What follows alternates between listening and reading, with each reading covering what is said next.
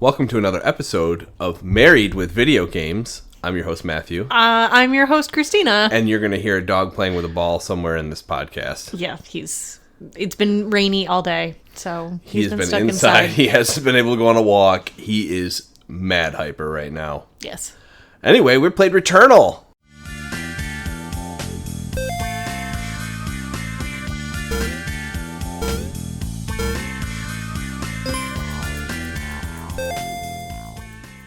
This game is wild.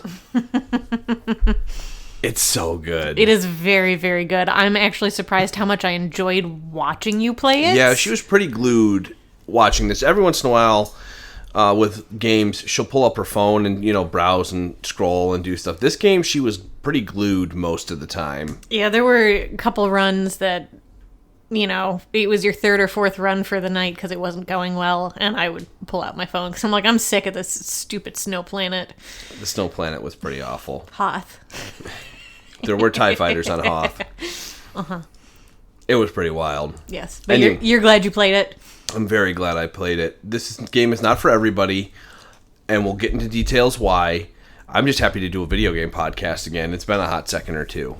It has. So, Returnal is a third-person sci-fi shooter roguelike game. After crash landing on the planet Atropos, Celine is forced to abandon her ship and hunt for the strange broadcast frequency White Shadow. Along the way, she finds not only is the planet dangerous, but not even death itself will free her from this nightmare, as every time she dies, she comes back to life at her crashed ship. Yep. That's a pretty good synopsis. Yep. Pretty descriptive of what the game is. Anyway, this is Housemarque Games' first AAA title. Before that, they've worked on various projects. I'll let you get into some of the details when we go through the reviews and stuff. But this is their first big game. So I was very impressed as a whole for their first big title that they worked on, that they qualified as a AAA game. What exactly does AAA game mean? High budget, okay. High caliber. Call of Duties are AAA games. Gotcha. Okay. That's what you quantify as something like that. So one of the top tier. Gotcha. Is what we call AAA. Excellent. Rather than like an indie project or something like that. Most of their stuff before this were indie projects. Yes. Yeah, I grabbed a couple names. Matterfall on PS4, Dead Nation, that came out on PS3, PS4, and PS Vita. And the Angry Birds trilogy that came out on PS3 and Xbox 360. Oh, so they're the ones that made it for the consoles. Yes. Got it. Okay. Why don't we get into some reviews and then we can really kind of dive in deep to this game. There's a lot involved with this game, guys. Yeah, it's probably going to be a decent length podcast. So we'll go cover our basis and then we'll get into it. So Metacritic, 86 from critics, 7.3 from users. Interesting. Yeah, I was a little surprised by that too, but I think most users were annoyed with the fact that you can't stop playing in the middle of a run. I think that was an issue with a lot of people. This game is deceptive. It really is not for everybody. Yes. So let's just throw that out there right now, and then go ahead and give us some positive and negative, and then we can kind of talk about why. So I grabbed from IGN, so IGN's positive. These are actually both very long. I apologize. Don't be. This is fun. It's good. Every level is a sight to behold, whether it's the dark, gloomy, and alien vibe of the overgrown ruins, the Doom-esque feel of the Crimson Wastes, or the ancient mechanical atmosphere of the derelict citadel. It helps, too, that there's a great variety in the challenges of the many rooms. Despite the procedural generation that keeps Returnal from becoming too predictable, enemies and environmental elements always feel deliberately placed, especially the grapple points that allow you to put distance between you and especially dangerous foes, deadly pits that punish careless movement, and loads of secrets lying in wait. There are a bunch of secrets. So many. A lot of wild things in this game. Yes. Mm-hmm. So they're negative, kind of what we were going off before. One of the key aspects of the roguelike genre that Returnal does not nail is that nagging feeling of, quote, just one more run. That's because a run through Returnal lasts way too long. If you're going to get anywhere near the end, your run is almost always going to be at least about 2 hours long, which is exhausting. It also means you have to clear your schedule when you sit down to play because there's no saving your progress at any point in the run. Unless you're done with that run, you cannot play any other game. You cannot fully turn the PS5 off, only put it in rest mode, which is risky in and of itself, or do anything else that closes the application. And obviously, you'd better hope it doesn't crash. Yeah, we'll cover that in a negative, but one of the big things about roguelikes is being able to pause or save in the middle of a run and keep going in case you have to get up and walk away from your run. You can't do that in this one at all. There were 3 different nights that I can remember of you playing where we were up much later than we wanted to because you were doing so well in your run, or you had made it farther than a previous run, got to a new world, and were just exploring, and then kind of got super careless because it was so late and we just wanted to go to bed, where you're like, well, I'm just going to kill myself now. Mm-hmm. Because there was no, like, I'll pause it here and pick back up tomorrow. Yeah, and the late nights were, including beating the final boss. I had a wildly good run, and when I beat the final boss for the first time, I think we were up to like 10:30. Which isn't late for most people, but it is for us. So we like to be up, and we like to head up to bed around 10 o'clock. Yes. We didn't head up into bed until about 10:45. Yeah, that was a really good night of playing Returnal. Yeah, and then, we went to bed around midnight rather than getting bed closer to 11 like we like to. We're old people here, guys. We're not that old. We're just old people. I'm secretly 87, so. 95 here, guys, so... So, actual gameplay for this game, it's a third-person shooter. You always start each run with a pistol, but the chance of randomly getting a weapon along the way happens quite frequently. In fact, almost every chest has a weapon or some kind of artifact or item that you can collect inside of it. Now, you have to unlock the weapon to have it generate in new runs, but when you find and unlock the weapon, it'll spawn randomly in the world going forward. So after you die, let's say you found the electroweb weapon, which makes little sparks between each other and kills guys by generating fields of electricity. Once you find it, you can find it in the beginning, the overgrown ruins going forward. Whereas before, you start with a pistol, and I think the carbine rifle is the one you'll find next. It's how it was in your game. I didn't look into whether that's always how it goes. You can only have one weapon on at a time, though, so keep that in mind. You can't switch between weapons. You only carry one at a time. They're unlimited ammo, so you don't have to worry about picking up ammo or anything like that. Celine can jump, she can dash, and then she gets various tools throughout the way that let you get through. So like they mentioned before, you get a grappling hook. You do find a melee weapon in the first world, which lets you do melee damage to enemies, and you can unlock new areas with all sorts of these things. I think the other items are underwater boots. You can also go through the lava. There's an item that lets you walk through. It looks like lava. It's some kind of malice or something like that. Yeah, and then the one where you can see the glowing orbs and shoot them, and then you get these platforms that were invisible up until that point, so you can jump to new places. I think that's pretty much all the items in the game. Yes, so it's all alien tech that she finds, which I made the comment to you when you found, like, the 4th thing. I was like, oh, so she's turning into a Phyrexian. Mm-hmm. Any Magic the Gathering players out there will understand that. Yes, I just thought of Mishra during the Brothers' War.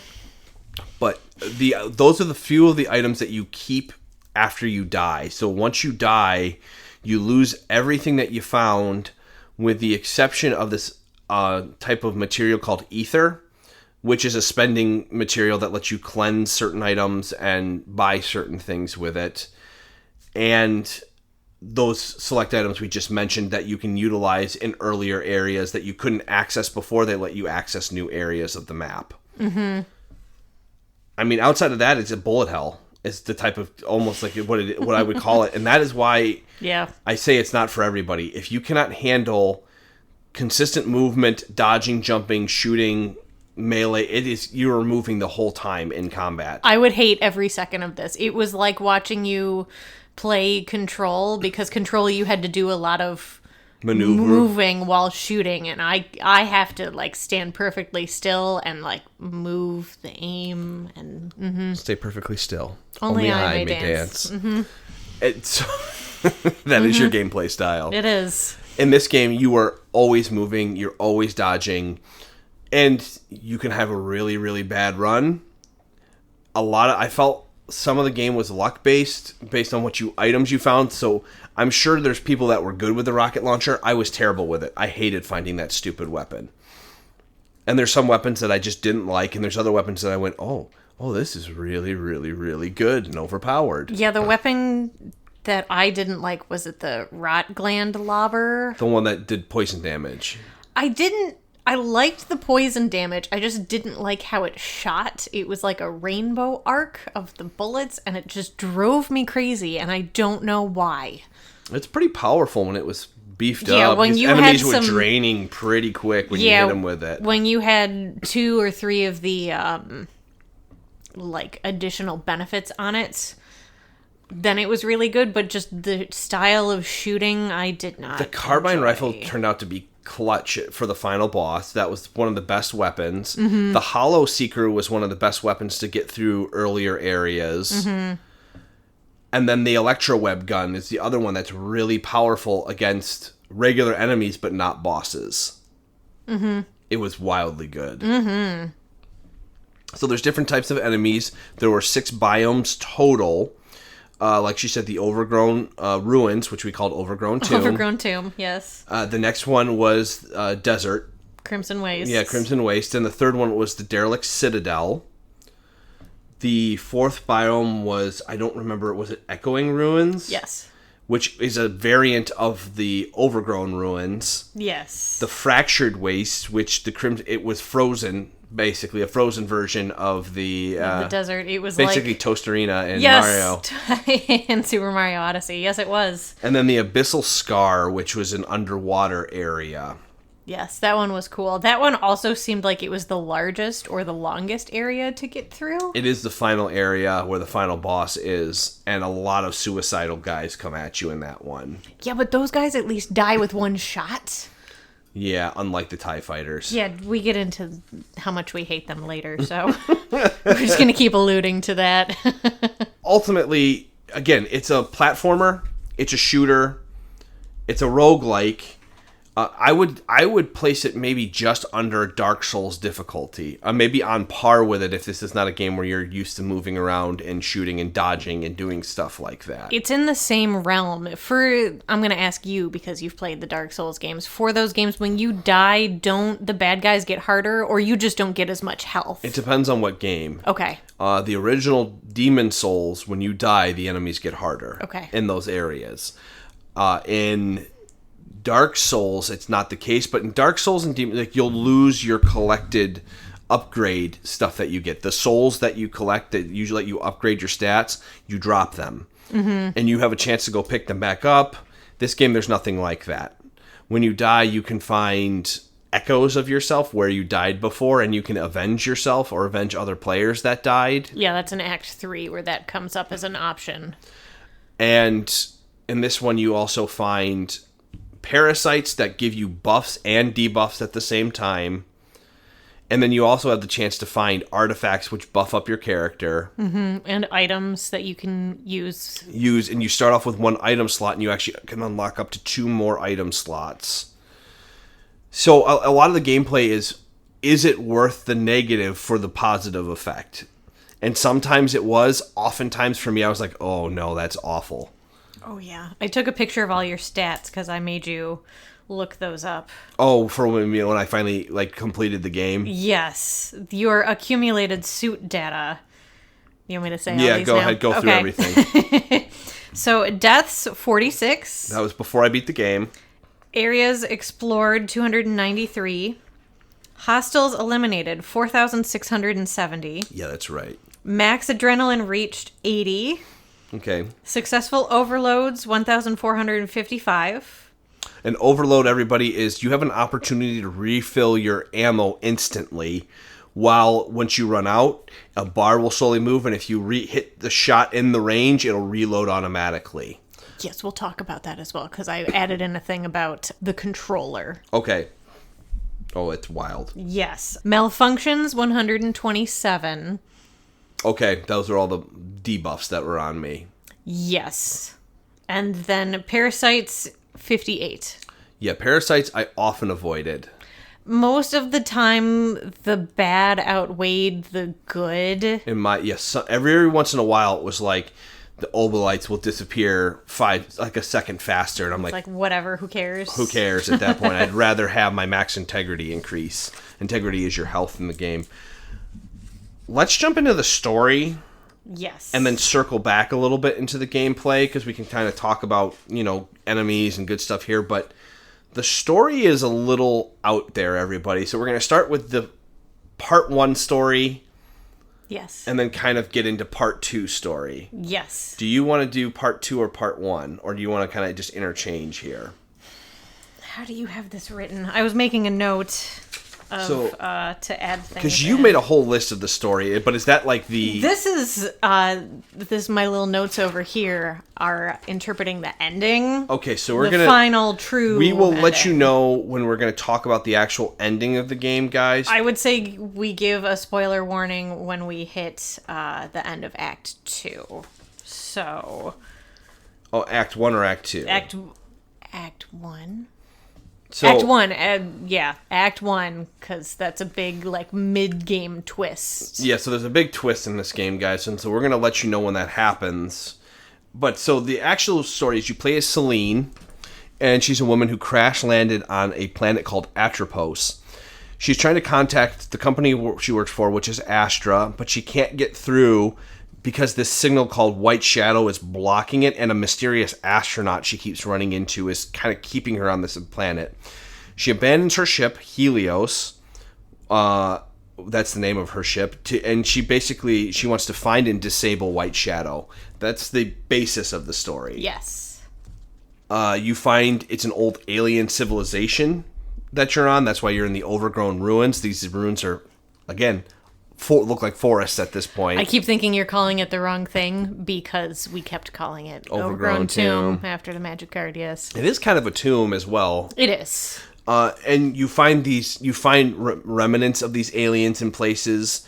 You find these alien ciphers, so you can start just translating the words that they have. The weird one of the things that you find out right away is when you die, you start back at your ship. Yes. And she realizes that she's trapped in a loop on this planet. Death Loop, not to be confused with Death Loop. Yes. Which got delayed until the fall. It was a good way of setting up a roguelike thing where you die and you start back at the beginning.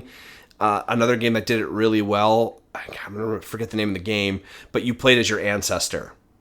So when you died, one of your ancestors that's funny. Takes up your mantle and goes into the next one. So you keep going through this dungeon, and your ancestors get a little bit farther and farther every time they go through the dungeon. That's awesome. I thought it was a kind of an interesting way. This one kind of puts in that death loop thing, and she's trapped in this death life cycle and trying to find this thing.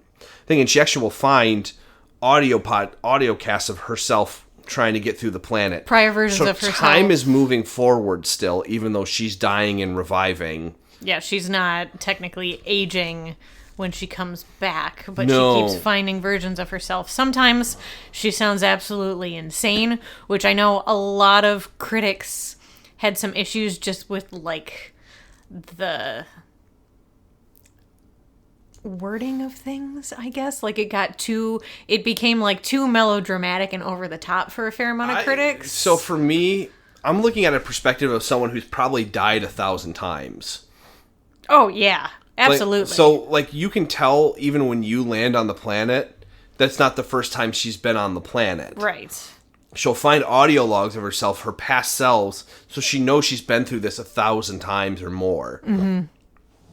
So she's perpetually in a hell at this point for herself, because she keeps dying and coming back to life, and she doesn't realize her other selves. Mm-hmm. And some of them remember, and some of them don't. Mm-hmm. So this Celine finally seems like to be the one we're playing seems to be the one that keeps remembering her deaths and pushing forward, but she doesn't remember the prior deaths that she had before that.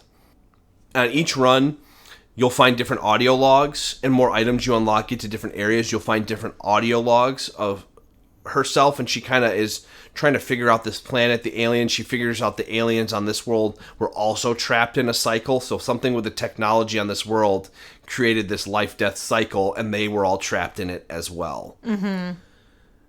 The only really bizarre thing from the beginning of the game is Celine's house is on this planet. Or a replica of the house, I should say. Yes. Things are out of place. Weird every time you get access to go inside the house, weird things start happening. She'll have different flashbacks. She'll find different toys, and the weird alien stuff will happen. She'll hear recordings that were left a long time ago. She'll see the astronaut hanging outside trying to break in. Then sometimes he's in the hallway. Sometimes he's there. Sometimes he's not.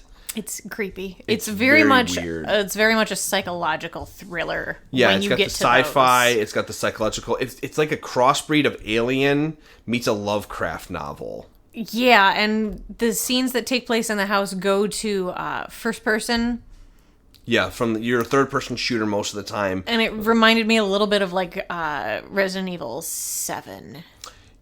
You never played PT, did you? No. It reminded me of a game called PT. I'll show you some video of it. Okay. Sometime. You can't get access to it, I don't think, anymore, but there's still video of it. It's on the computer, but not on PlayStation anymore. Oh, okay. It was a demo for what the new Silent Hill was going to be. That was the game Norman Reedus was going to be in with Kojima. And then they switched to Death Stranding? Yeah, okay. And then Death Stranding got made in its place. But it was supposed to be a Silent Hill. I feel like you've shown me things for that before. It's literally a loop where you're walking through a house, and every time you go through, it gets darker and creepier every time you walk through the loop of the house. Yeah, that sounds like Kojima. Yeah, so he was gonna do the Silent Hill game, and it was Norman Reedus. I thought it was kind of cool. Too bad it never came to fruition. Mm-hmm. After you discover White Shadow, you get off the planet. This is a spoiler warning. This is a spoiler warning. So you actually get off the planet. She lives throughout her life, and it goes to her at her funeral. Her family's at her funeral. She gets put into the ground. You literally have a first-person POV of getting lowered into the gravesite. And then she revives on Atropos 60 years later, basically. So she lives another 60 years. Lives her entire life, dies, wakes back up on Atropos. And she goes, oh, I'm still in the loop. I never got out. Yes. Where is... And this is where a big twist in the actual point... Well, one, you find out, okay, we didn't break the cycle.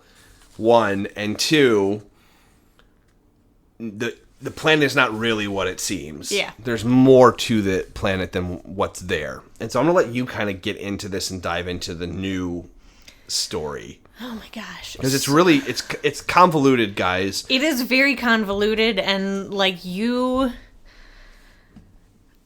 I actually like the original story better than I liked the convoluted one.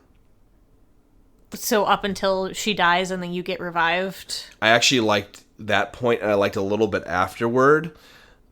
I like a clear and concise story. This one was almost a little too convoluted. Like, I looked things up. I don't mind having a little leave it into interpretation. I like a little bit of that. This one was too vague. There's too much. There was too vague. You don't really know who's who, who's what, if this person exists, if they don't exist. So, was it the end of Act 2 where you get the flashback scene to the kid in the car with the person that once you beat the game, you get a flashback. So once you beat the game the first time... And you go back to the house... No, this is before you even go back. This is not the car one where you get out of the car. I'm thinking the car. Okay, the first car, not the very last secret ending car. Where it's the... So the first time you beat the boss... Go ahead. Yeah. You're in the car, and it looks like a little girl's in the back seat. Asks if you can you hear or see the white shadow? That's I think that happens before the crash. I think that's in like Act 2. Act 2 somewhere. Okay, so let me go to my... Once you this is how convoluted it is. So once you beat the game, everybody, you start to find out that Atropos might not even be real. The planet itself might not be real. This all could be happening inside of her head. Once you beat the game, there's a creature. You see this creature in the wheelchair. No, that's the secret ending. Oh, that is the secret ending. Dear Lord. So once you beat the game, this creature's there, and she's like, "Are you the reason why I'm here?" And what happens is you start to get this memory of her driving a car, and there's a little girl in the back seat. And what happens is she's driving. Maybe she does say, "Can you see the white shadow?" And she's looking in the back seat like, "I don't understand what you're talking about." She just looks annoyed and like turns the radio up. Yeah, and then what happens is there's an astronaut literally standing in the road. She swerves, she hits the astronaut and goes off a bridge. Yeah, and sinks into the water. By astronaut, we mean someone like in a full spacesuit. Straight up astronaut.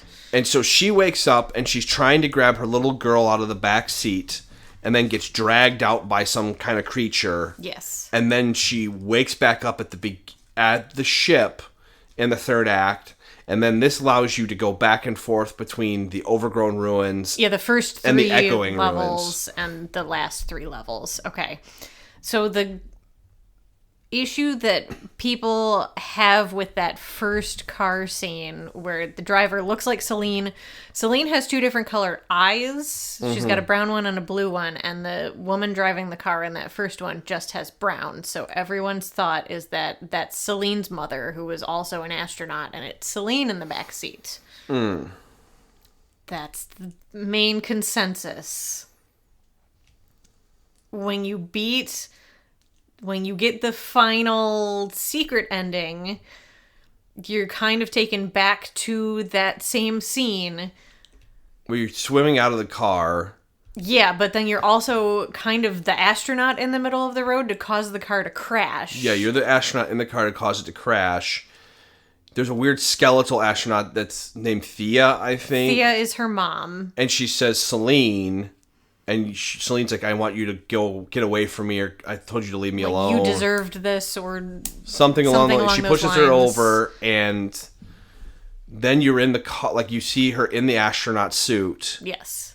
But then she's also in the car and then swerves back into the depths, the underwater depths. And she's swimming to the surface, and looks like right before she drowns, or is going to drown, she says Helios. Helios, which is the name of her ship. So people think that's her son. Yes. So here's some theories. Some theories. Do your theory as well. I'll do that at the end. So Okay. IGN says a few things are consistent no matter how you interpret the endings. The recurring crash on the planet's surface is clearly a stand-in for the real car crash that's central to Celine's trauma. The white shadow represents an astronaut in the middle of a dark road, and the abyssal scar represents the bottom of the river, which is the car's final resting place. Mm-hmm. There's one other thing for the last car scene where everybody, she makes it to the surface at the very least and leaves her child behind. So she thinks she may have just abandoned her kid. But then when you start that next loop after you get that quote-unquote true ending, she makes the comment, or you find the log that's like, "As I lay dying on the side of the road." So she escapes from the car, but then basically dies, and she's stuck in purgatory, or like this is some going kind on of, in her brain. Yes. So Game Revolution had some thoughts. It depends on how literal your interpretation of the game is. Even though there is some room to see it as an actual journey into space that has gone awry, the game more heavily supports the idea that Celine was never an astronaut and therefore did not venture out into the stars. In this scenario, Atropos would appear to be some sort of purgatory brought upon her by the big monster in the lake she crashed into. Because I remember at the beginning of the game, in one of the house scenes, you pick up that letter from Astra that says, like, "Dear applicant," and it's like, "Sorry, you're not good enough." Yeah. So Game Revolution. Her problems could be manifesting as the events seen in the game, especially given how it indicates that she was a poor absentee mother to Helios. This gives more meaning to the Helios abandoned message that pops up at the start of every loop as the player moves into the first room away from the ship. Every loop also begins with her ship crashing, symbolically mirroring her car crash that put her into the loop. She also spins a globe in the house and says she, quote, "always wanted to leave," hinting that she wanted to become an astronaut. The letter in the second house sequence is also a rejection letter to a quote-unquote applicant from Astra, which gives credence to this theory. My theory, while going through all of this, is that both endings are different versions of Celine, maybe alternate universes or whatever. The Celine we're playing is a mashup of these 2 alternate universe versions, hence the 2 different colored eyes. One universe is her mother crashing the car with Celine in the backseat. The other is Celine crashing the car with her son, Helios, in the backseat. Either way, Atropos is all in her head, and it's her way to atone/escape as she's running out of oxygen. Either way, she's trapped in a purgatory, basically. She's trapped in a purgatory. There is a crazy Reddit theory where, like, white shadow is, like, a degenerative disease that, like, her mom had and Celine has, and then if it's Helios in the backseat saying, do you see the white shadow, then it's like, oh no, he has it too, and that one's just way too convoluted for me. Even this is really convoluted. Like, it's interesting, but it's...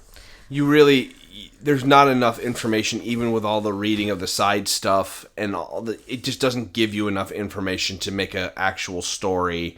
It's not like Dark Souls or Demon Souls where they don't really tell you a story. You find it out through lore, through the game, but you can piece together everything that's happening by playing through and being attentive. No matter how attentive you are, there's still too much ambiguity for people to figure it out. Like, there was a lot of story in Control, and Control gave you almost, like, too much information for too big of a story.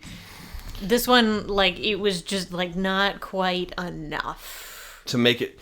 The story is not what kept us coming back, everybody. The gameplay loop was really what kept us coming back. The story was interesting enough, but that wasn't my driving force to play through the game. No. I want to kill a couple enemies and get away from the scary story. The scary story. We're going to cover the worst and then the best.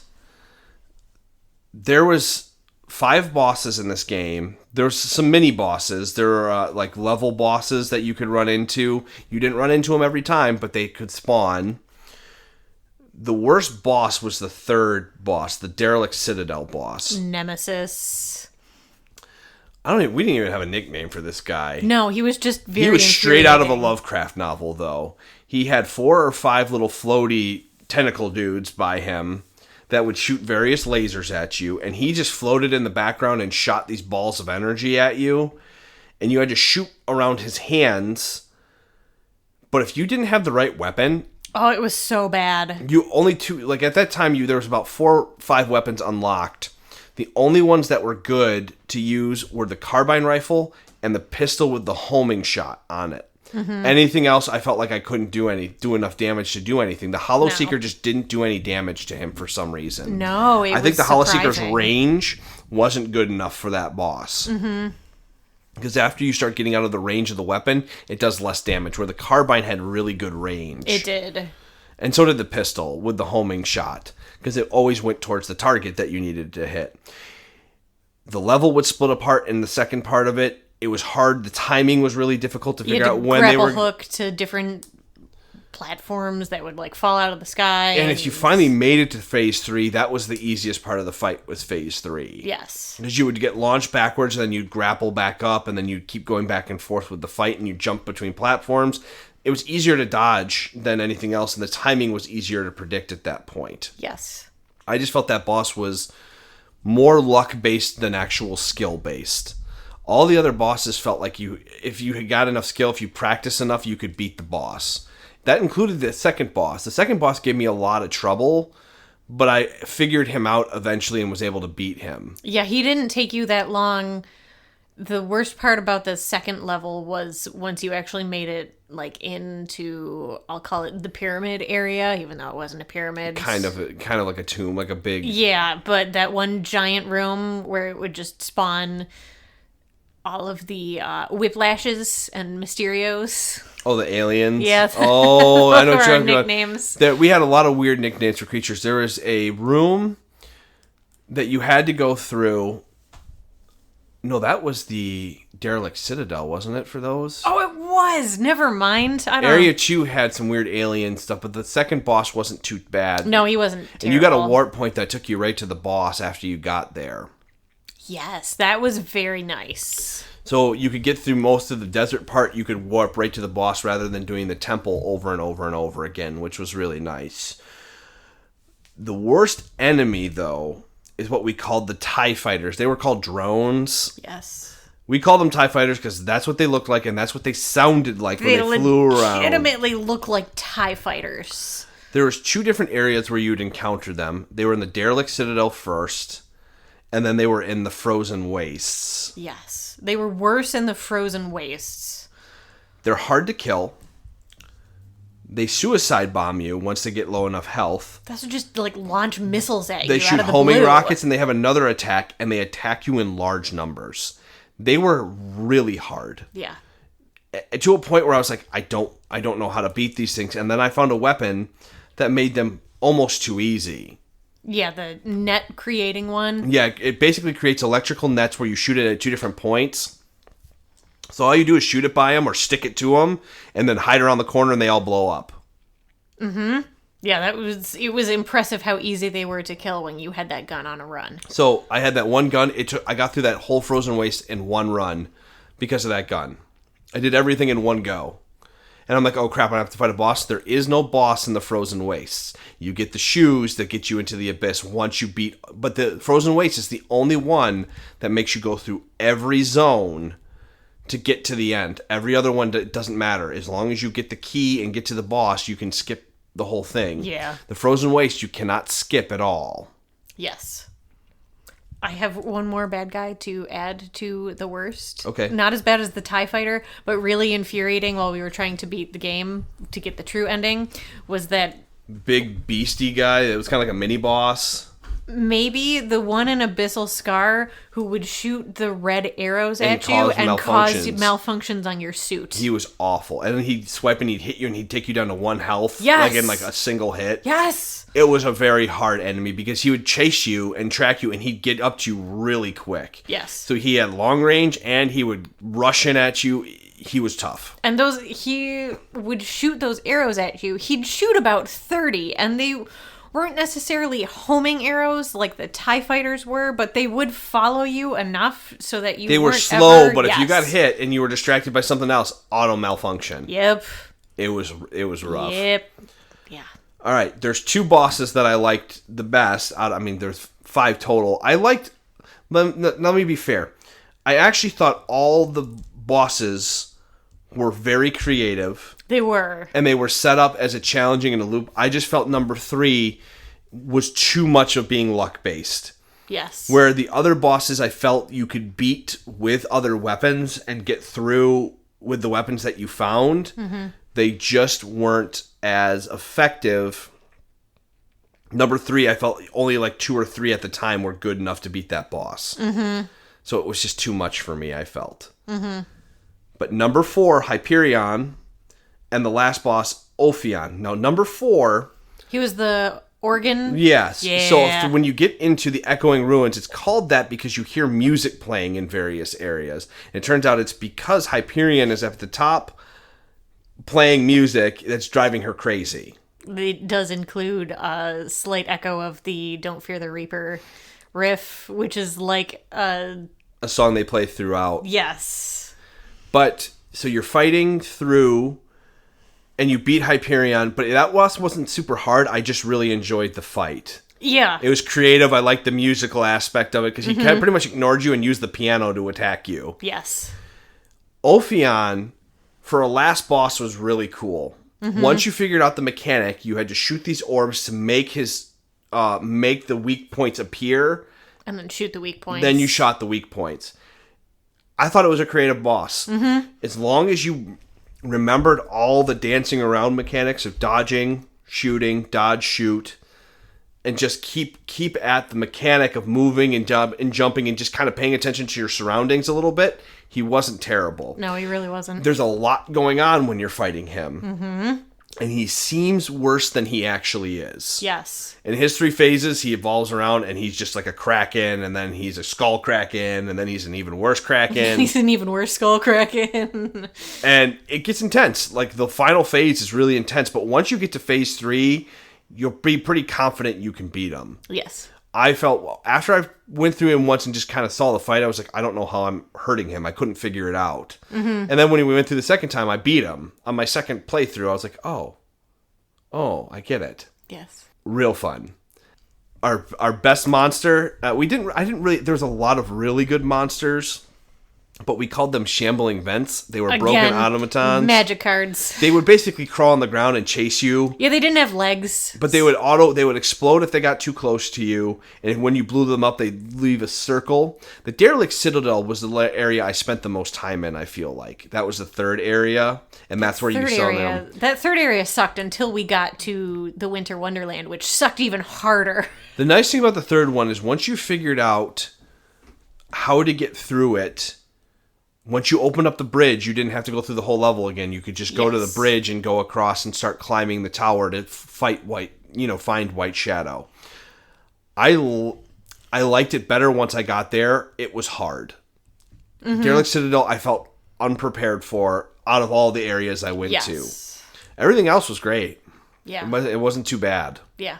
We're going to cover some likes and dislikes, and I want to hear if you have anything outside of what I put down here. So I said the combat and gameplay loop, it really didn't get old. I got tired after a while, and if I had some really bad runs, it wasn't as much fun. But I enjoyed the combat quite a bit, and that is actually what I got. So I compared it to a mix of Nier Automata and Control, which were both games we played and enjoyed. Yes. The music and the environments in this game were unreal. They were so good. It was creepy, it was cool, and like I said earlier, it has that Lovecraftian vibe to it. All the weird tentacle monsters everywhere. That's Lovecraftian to It is. Like I said earlier, all the bosses and the areas were challenging, but it was not super discouraging. I felt even when I was having really bad runs, I wasn't super discouraged. I was just like, okay, I'm going to come play this again later. I'm not having a good evening with the game. Yes. And sometimes it's luck-based, but it wasn't discouraging as a whole, and that's what kept me playing. You added the controller. Yes. They did an unreal job. Also, if you have the Pulse 3D headset, my buddy brought it over and let me try it for this game. Freaking wild. Yeah. The rain effect sounds like it's all around you. Yeah, it gives you the 3D audio effect. It's really Monsters, cool. you can sound like when they're behind you, you're like, oh gosh, they're coming up on me. It was really built for the PlayStation 5, and this is kind of the first game since Demon's Souls and Spider-Man that was truly built just for the PlayStation. And not even Spider-Man was not PlayStation 5 only. No. Demon's Souls was the only other game. This is the first real PlayStation 5 only game. I guess Bugsnax was. Yeah, all the reviews that I looked at basically said that this is the best use of the haptic feedback and the adaptive triggers And since Astro's Playroom. Yeah, and the load times and everything. Everything felt truly amazing. It was so satisfying to play through this game. And they did the smart thing of just making it a PS5 exclusive, which we have talked about. I don't know if we've done it on this podcast, but Cyberpunk should have done that. Made it a PlayStation 5 and Xbox only version. Yep. Yeah, I agree with that. This one is exclusively a PlayStation game, though. Yes. So they ground up built for that system, and you can tell. Yes. Load times were ludicrously fast in this game. Yeah. Literally, you there's warp points, and when you warp... Well, that was one of the other items. I find that lets you warp between areas. When you get those warp points, it's like 1 second. Yes. And you're like, snap, you're there. 2 seconds sometimes. It's wild how quickly you warp between zones and load up areas. You kind of forget about load times playing this game. Yeah, I'm when not you gonna go back lie. to play other games with load time, it's really distracting. Like when you have to load Subnautica below zero. It's like 10, 15 seconds. It's like 15 to 20 seconds, which is much better than when we played it on the PlayStation 4, but it's still like, wow, I'm still waiting for this to load. Yeah, after playing through Returnal, you're like, oh, this is wild. Dislikes. You can't stop during the run. We made the comment earlier, it would be nice that I could save the spot I'm at for that run specifically and pick it up later, because you're playing for 2 hours sometimes. Yeah, IGN, their complaint that I took out was that they stopped mid-run a couple different times, just put it into rest mode. One time they had a system update, so they lost all their progress, like an hour's worth of play. And one time their roommate turned on and played a different game. And it lost all the data. That's just like an hour annoying. and a half. It feels like something so simple to fix. But at the same time, I kind of get why they built the game the way they did. It's more for the aesthetic of it, I feel like. Yeah, but they could have added a point to just let me save my progress so I can come back to the point that I'm at, because I'm having an outstanding run. One run I found like 8 letters or something in one run. Yeah, that was a really good run. But, we knew we were going to be up for a while. Yes. Otherwise, if I had to just quit, it's annoying because you just start back at the beginning and you don't lose the stuff you found in that regard, but it's not as much, it's discouraging. Yeah. Like we said, the third boss was more luck than items, and than actually being a challenging boss. It was more luck of what you had to fight him with. Mm-hmm. Frozen Waste and the TIE Fighters. The Frozen Waste is an area, beautiful. Music on point. The enemies there are not great. So bad. They're really hard. The challenging rooms are hard. Everything about those rooms are just super hard. And then I found a gun that made it like I was... Far too easy. So it was either or, and it just kind of that. And then the story was interesting, but too vague.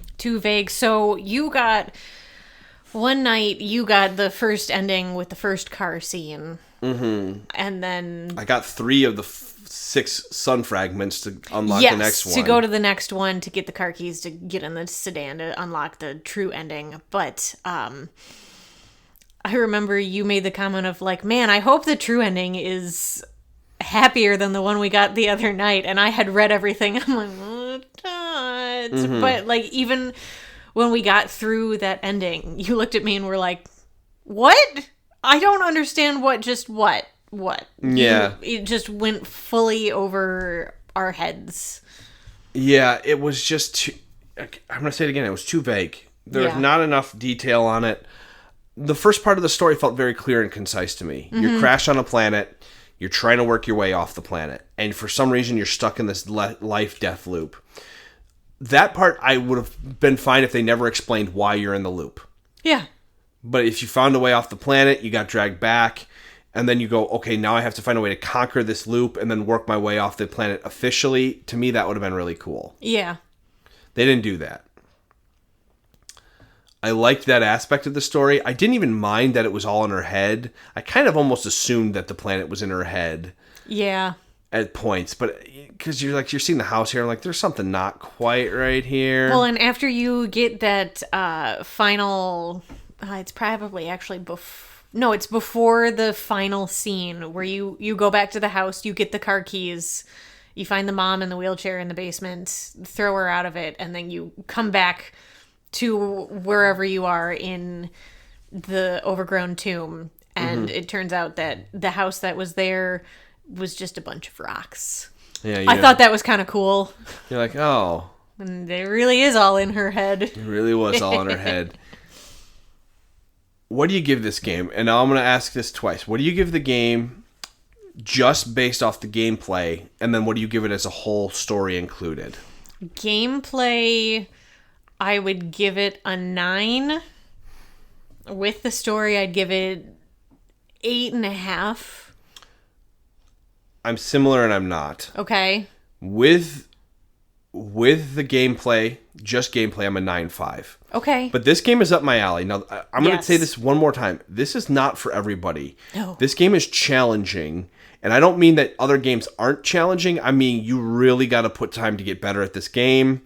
And it has to be something that you want to play before you get into it. Personally, I would hate playing this game. But watching you play it was super fun. Yeah, you really have to be willing to, quote unquote, get good. And dodge, and you have to be used to... Die a lot. You will die a lot. And if you're the kind of person that can't handle that kind of thing, because there's no a way to adjust the difficulty. It's just hard. Yes, there is no, easy... And you have to say, I'm going to get slightly better each run, and most of the time that's true. Yeah, you had a couple nights where you're like, I'm just going to F around and see if I can find some new guns. Well, and it was funny because when we went back to playing the first area, I was like, this is so easy. Yes. This isn't even a challenge. Even with the weaker guns, this is so easy. And then I get to some of the harder areas, and I'm like, I am amazed at how much better I am at this game. Mm-hmm. Figure out the enemies, figure out their patterns, play through it. But for me, this was super enjoyable. So the gameplay, with the actual story tacked on, the game is a 7.5. I didn't like it. Really? I don't like what they did. Let me say this differently. I think the story was very unique. and what they were going for was cool. I don't like how vague it was. Execution could have been a little better. Execution could have been a lot better, not just a little better. It didn't frustrate me as much as The Last of Us Part 2 did, because their execution leaves a lot to be desired. This one was just more of it's open to interpretation, but they didn't give you enough to interpret. That's why I didn't like that. I wish they left a lot more concrete stuff, and then it could have been like, was this Celine or was it her mom? And let you, the player, kind of decide. If they left something like that being ambiguous. Right. Was the car crash her mom or was it Celine? If that was the kid a boy or a girl? Or were there two different kids? Like, why not just make it more concrete knowledge of some of the stuff? Yeah. And not leave all of it out in the open. And that's kind of what it feels like. Like, everything was just like, well, I guess the player can just kind of figure it out and guess and go from there. There is also an ending if you don't explore the house enough and you don't get the car keys. Oh, really? Yes. What's the ending? I'm going to their Wikipedia page because I forgot to add that to my little cheat sheet. Hold, please. There's an actual ending. I'll tell you, there's a third ending I didn't know about. So if Celine, this is straight from Wikipedia. So if you don't even bother going in the house, basically. Yes. If Celine did not recover the car keys, she proceeds to the bottom of the abyss where she encounters a massive octopus-like alien creature. She then relives the memory of the second car crash where Celine sees an astronaut standing in the middle of the road and swerves to avoid it, driving the car off a bridge and into a nearby lake. As both Celine and Helios start to drown, Celine's vision clouds up, implying she is looping back to the ship crash. Okay. So then if she recovered the car keys, she opens the car and confronts a corrupted version of Thea, which is her mom. She fights off Thea and is transported back in time, where it's revealed that she is the astronaut that her past self swerves to avoid, meaning Celine paradoxically caused the car crash she experienced. Celine then finds herself underwater, swims to the surface, crying out Helios' name. In a later audio log, she concludes that she has no way to atone for her son's death, but accepts that being trapped in the cycle on Atropos is where she belongs. So those were the two endings we got. There's not a third ending. Oh. That's the original ending that you just read. Oh. And that's the second ending. Yeah, that's where my pregnancy brain is right and now. That's Wikipedia kind of describing how they see it. Yes. That's, honest to God, someone's interpretation. The game doesn't tell you any of this. No. So that's the best interpretation I've seen. Yeah. Maybe I should have just read this rather than all those other theory ones. But even still, like, no one knows if that's the actual case for everything. Yeah. What they said was descriptively true, but it might not be story-wise, might be 100% true. We just don't know. So that's why, but if it's just playing the game, it was a 9.5 for me. But with that story tacked on, it was about a 7.5. Really? It takes it down that low for you? I like good character development. I like a good story. And when they took that out, it really, it bothered me to a point because I'm like, if you're not into this game, like this is not your favorite thing, there's nothing that's going to keep you pulling you forward. Oh, no, not at all. No. And so for me, that's a big detractor for me. Okay. If the game, even if the story was ambiguous but left like it had enough concrete, I'd still take it to like an 8.59. Okay. It'd lose a point here, but like when it was that vague, it was kind of like, what the heck what's going on? Just let me shoot more monsters. Yeah. At that point, just let me keep running through and shooting monsters because that's what I'm enjoying doing here. Mm-hmm. The beginning story was really good too. Yeah, and even if they kept it an alien world phenomena kind of thing, and it's just me breaking out of this cycle, I'd like that too. I also really liked the mid-game twist of like, you get off the planet and you live your life and you die. And then you come back.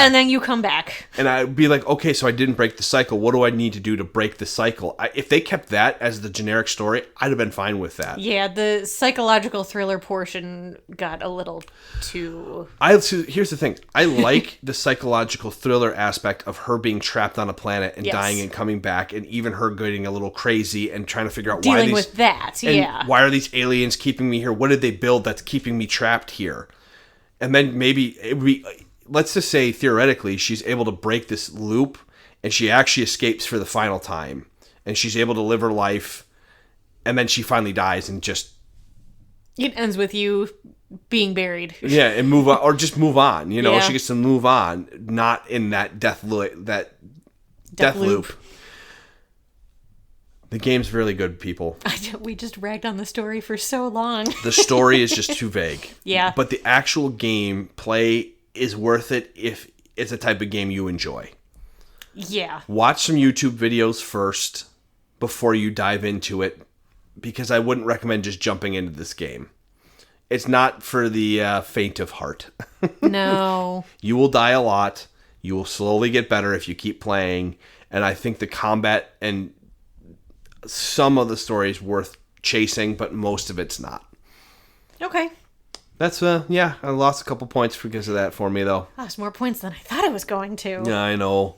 Sorry, everybody. This is our first game review in a while. We're playing a couple more because there's more games coming out that we want to play. Well, right now we're only playing Subnautica Below Zero. But Ratchet and Clank comes out next month. Mm-hmm. And so does the Final Fantasy expansion. Yeah, so I will give a light review on the PlayStation 5 version of it, but I'll give a full review of Integrate, the Yuffie story for Final Fantasy 7. You're so stoked. I'm so stoked.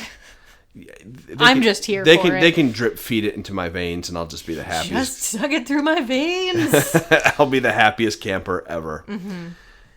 If you want to reach out to us, guys, we're at Gaming Marriage on Twitter or gamingmarriage@gmail.com. If there's another game you'd like us to play, especially if it's a short indie, we would love to try it and get a quick game review out. We like doing the video game reviews. We just play them very slow.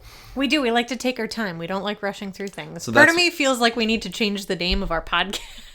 So the gaming with mostly anime, but a video game here and there. Married with nerd tendencies. Married with nerd tendency. There's video games and anime. And magic. And magic. Ben wants to do a magic one. And Simpsons. There's a lot of quotes from The Simpsons. That's just my brain. $900 dues. Tobias. Okay. All right, everybody. Have a good one, and we'll catch you soon, okay? Bye. Bye.